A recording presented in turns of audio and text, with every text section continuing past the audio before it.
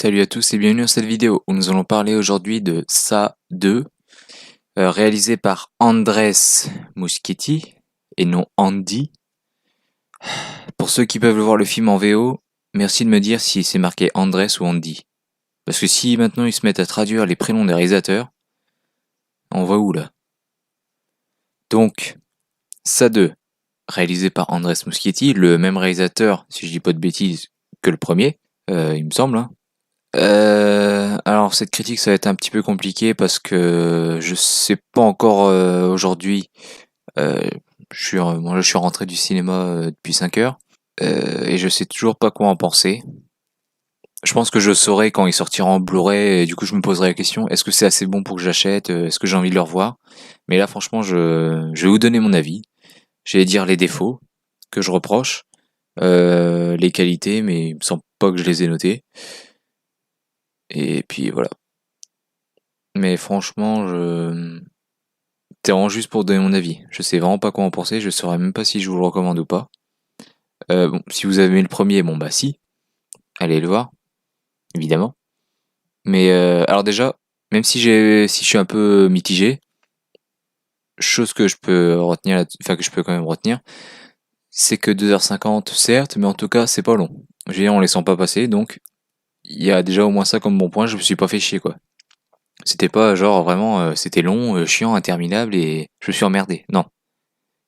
C'est peut-être que je suis un petit peu mitigé et que j'ai des choses à redire, mais au moins c'est sûr on se fait pas chier. Donc, première chose donc que j'ai noté, comme par hasard, ils ne se sont pas parlé depuis 27 ans.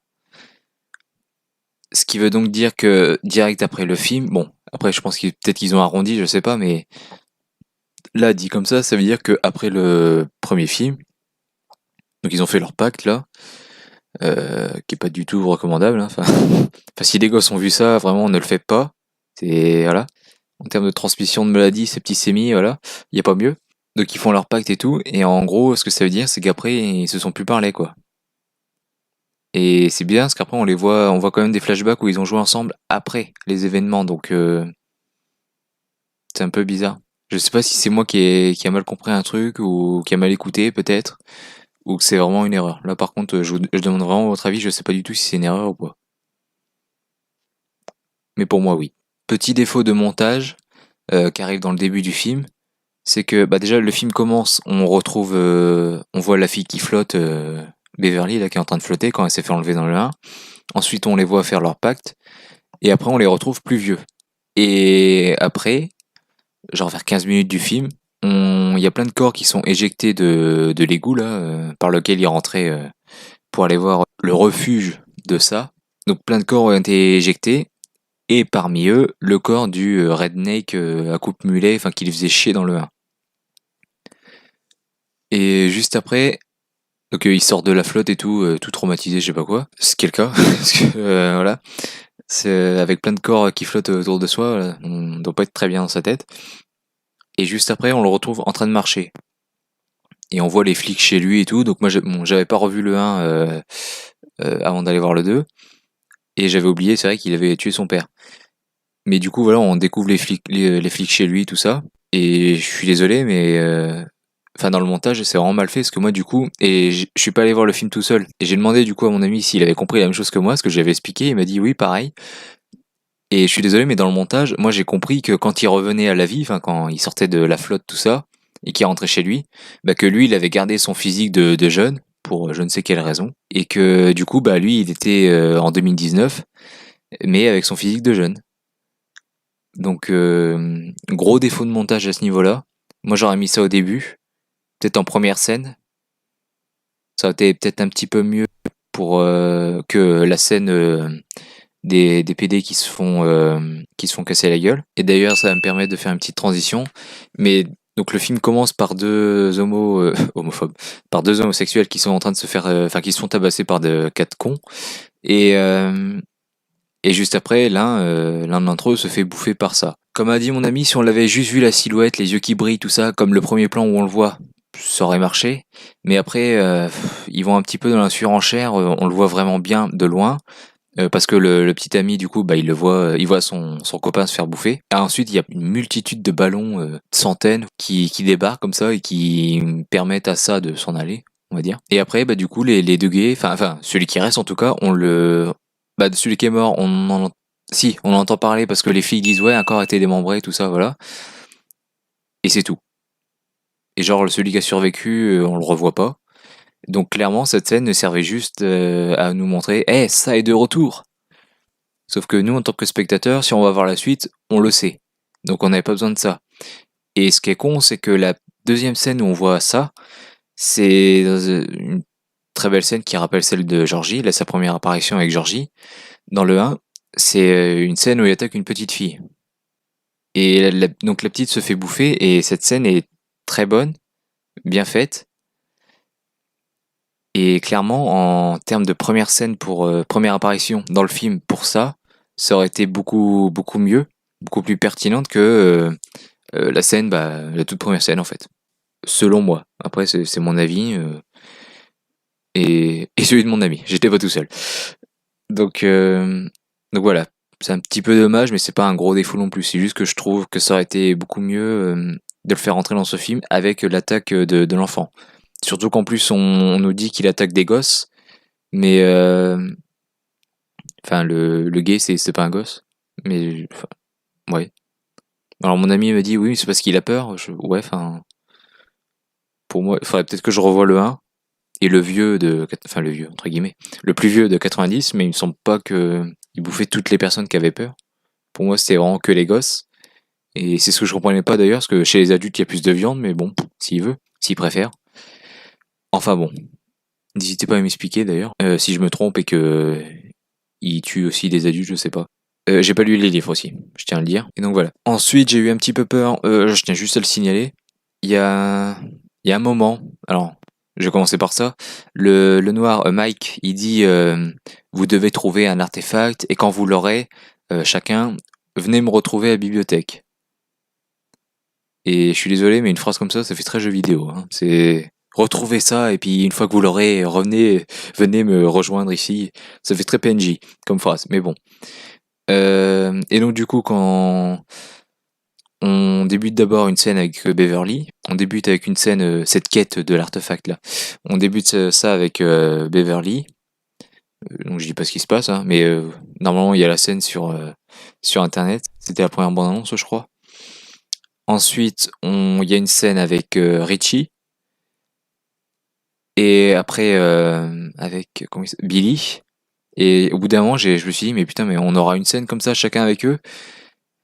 Au final, oui, mais ça passe mieux.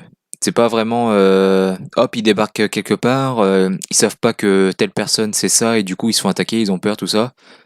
Au final, non. Et ça passe mieux, y a pas ce côté répétition en fait, dont j'avais peur. Donc, voilà. Si ça peut vous rassurer aussi. Ensuite, dans la scène justement quête de l'artefact là, avec Eddie, je crois qu'il s'appelle, celui qui avait un plâtre dans le 1, il combat quelque chose et il y a un moment, ce quelque chose lui vomit dessus. Et pendant qu'il lui vomit dessus, il y a une musique ironique. Enfin, le procédé qui s'appelle musique ironique, c'est en gros, tu mets une musique qui a rien à voir avec avec ce qui se passe à l'écran. Donc, pour donner un exemple, tu filmes un meurtre et puis tu mets, je sais pas, libéré, délivré, enfin je sais pas, enfin je sais pas, une chanson, oui, enfantine, joyeuse, enfin voilà. Une chanson qui a rien à voir avec ça. L'île aux enfants, par exemple. Imaginez une scène de meurtre avec l'île aux enfants par-dessus. Et il y a un peu ça, en fait. Et j'ai pas compris, parce que c'est la seule faute du film, et ça dure vraiment 20 secondes. La musique débarque comme ça d'un coup, très forte, et après, petit à petit, ça se calme. Ouais. Bon, si tu veux. J'ai vraiment pas compris, là, pour le coup. Toujours avec Eddie, décidément. Se fait attaquer, en fait, on lui met un couteau dans la bouche. Mais en fait, la personne est derrière lui et lui met le couteau dans la bouche, donc sur le côté, en fait. Donc de façon perpendiculaire, on va dire. Il rentre pas dans la bouche, mais c'est en fait il perce la joue et il rentre dans la bouche comme ça. Et le mec après il peut parler tranquille, il a pas la langue coupée. Après on le revoit avec un pansement, tout bête.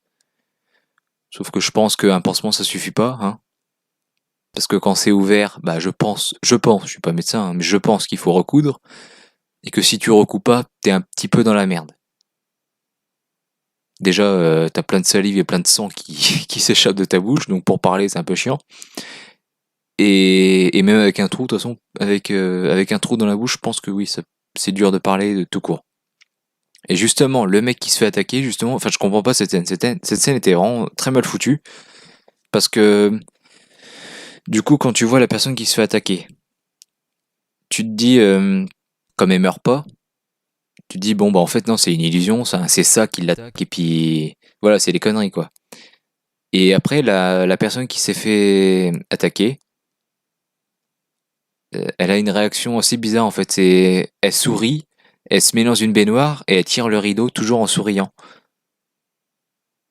Et donc tu te dis, ah bah en fait c'était ça justement la personne qui s'est fait attaquer. Bah non, c'était vraiment lui. Et en fait il attaque la personne ensuite, bah, le redneck là justement. Parce que oui c'est le redneck, enfin la coupe mulet du 1.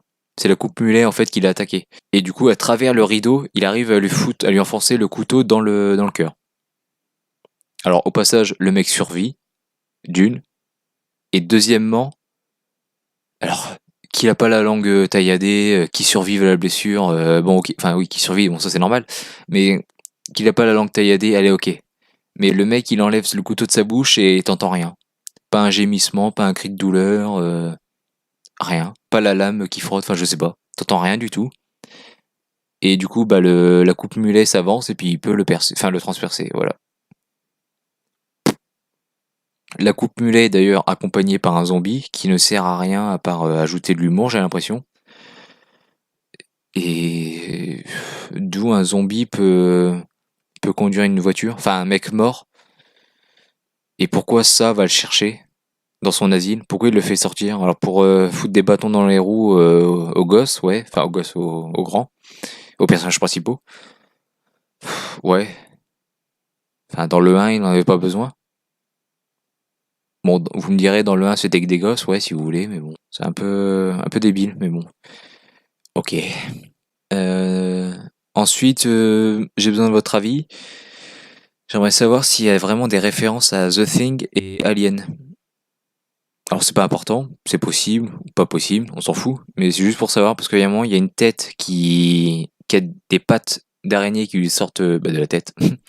Et du coup, ça forme une araignée. Et du coup, ça me fait penser à The Thing. Et juste après, du coup, la tête s'approche d'un visage et encercle le visage avec ses pattes justement. Et là, du coup, je me suis dit, ah bah en fait non, c'est Alien. Enfin, je sais pas.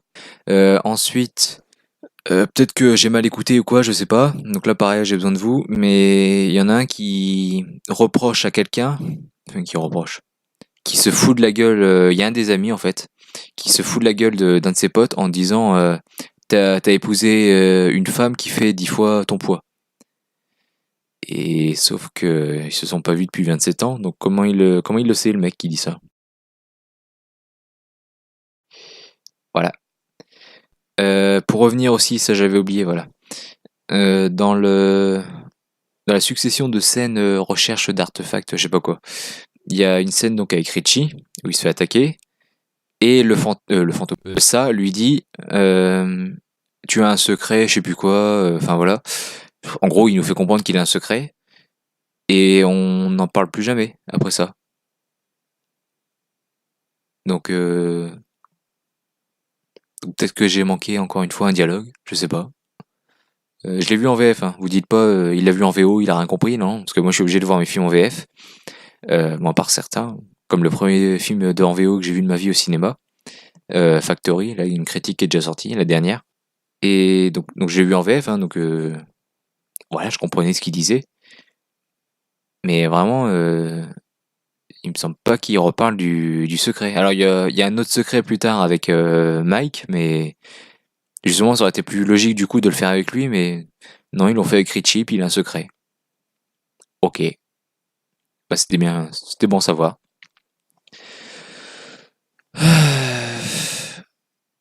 Ensuite, à la fin, donc on nous présente donc Mike nous est un peu le mec qui a la solution en fait, parce que de toute façon c'est lui qui a toujours vécu à Derry, donc lui il a rien oublié. Il a il a planché sur le sujet pendant 27 ans et il a la solution pour tuer ça. Et c'est lui qui a réuni tout le monde. Et il y a une solution en fait qui consiste à faire une cérémonie. En gros, c'est tu te réunis avec tous tes potes et vous brûlez un objet, en gros, donc l'artefact, pardon. Et en fait, au final, ça marche pas.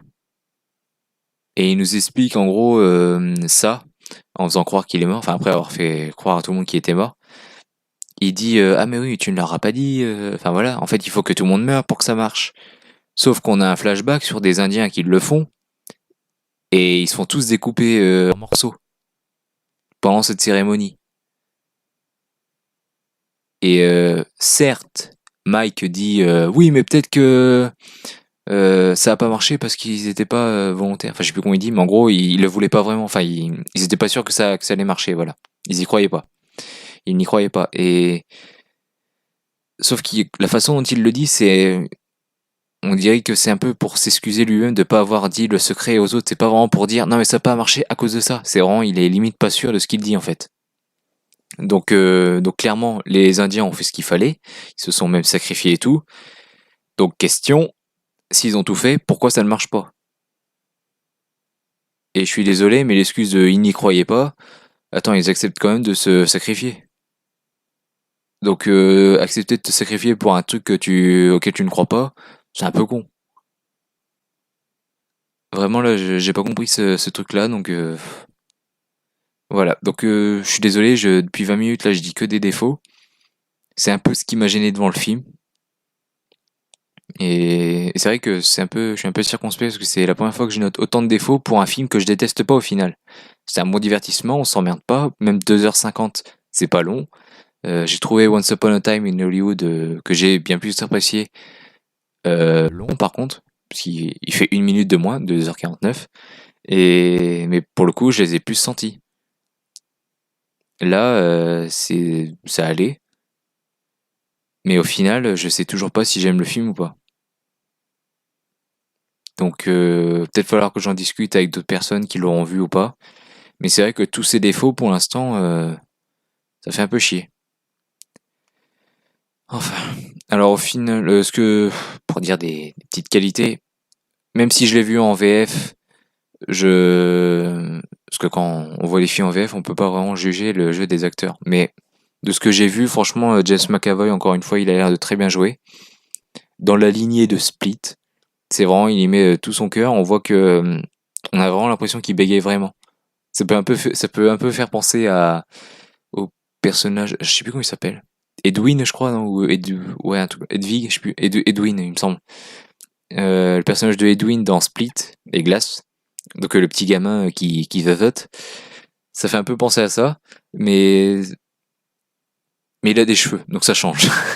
Et le personnage est un petit peu plus appréciable aussi. Donc de ce que j'ai vu en VF, hélas, et ça me fait chier parce que le 1 j'ai jamais vu en VF du coup, donc ça fait un peu chier de devoir voir le 2 en, en VF. Parce que le 1 je suis pas allé voir au cinéma. Je l'ai directement vu en Blu-ray.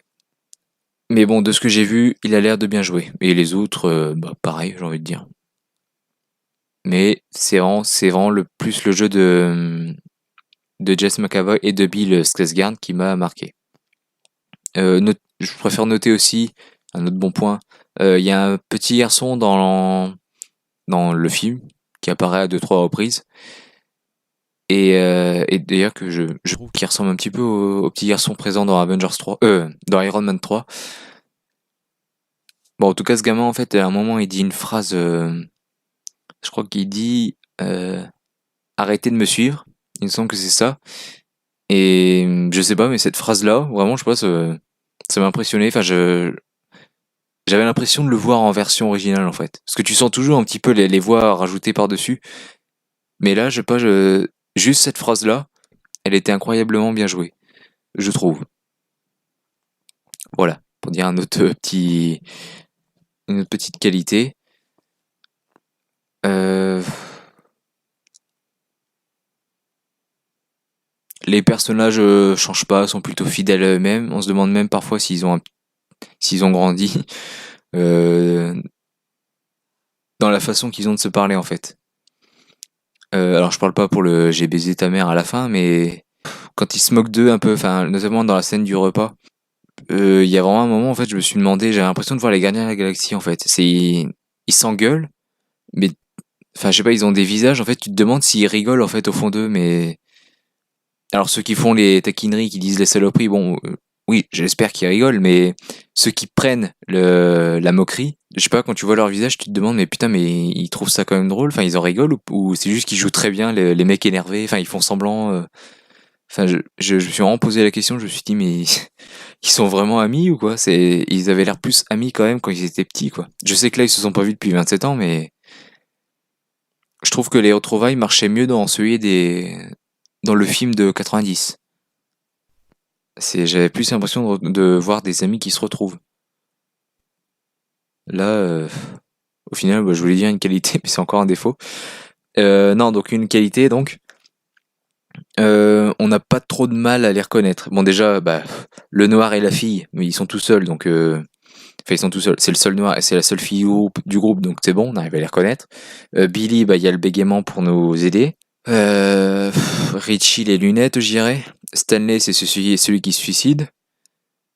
Et après, il y en reste un, Eddie. Et lui, ça va, il ressemble plutôt bien au physique du petit gamin du 1. Donc, et le petit gamin du 1, je l'ai revu dans Shazam, donc son visage ne m'est pas inconnu, quoi. Je me souviens encore de son visage. Les autres, c'était un petit peu plus compliqué, à part Billy. Euh, mais sinon, voilà, c'est à part Ben, donc le gros, il me semble que dans le vieux, donc j'ai pas lu le livre encore une fois, enfin les livres, mais il me semble que dans le vieux, il est toujours gros, même après. Enfin, il me semble qu'il y a un gros hein, dans le film de 90, quand ils sont adultes. Et je crois que c'est Stanley, justement, quand il se suicide dans sa baignoire. Mais après, c'est aussi l'époque, hein, c'était des looks des années 90, donc les grosses barbes, tout ça, mais ils avaient l'air vieux à 40 ans. Là, c'est plus trop le cas. Mais je sais pas, Donc, si vous avez aimé le film des années 90, si vous avez lu les livres, si vous avez vu le premier de 2017, bah, allez le voir, si ça vous intéresse, bien sûr. Si ça vous saoule, si vous avez pas aimé le 1 et que vous préférez rester sur celui de 90, bah, faites comme vous voulez. Après, moi, je serai pas celui qui vous aidera forcément à faire votre choix. Moi, donc là, je suis désolé, je vous ai juste vraiment donné mon avis.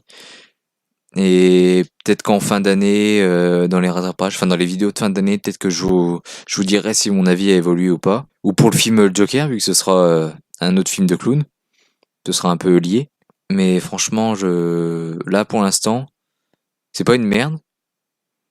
Mais autant le 1, là, si vous me dites on se regarde le 1, je fais ouais, ça me dérange pas. Ou même celui de 90, carrément. Qui fait 3 heures, quoi. Enfin, les deux parties. Mais là, le 2, je sais pas. Il y a plein de trucs qui me font chier, plein de trucs que je comprends pas, donc vraiment c'est... Je vais pas dire que c'est le Star Wars 8 de la saga saga entre guillemets, mais franchement, j'ai envie de dire c'est pas loin. Parce que c'est le film le plus long, c'est le film qui a le plus de défauts, je dirais, mais voilà. En termes de peur aussi, peur, gore, ça va.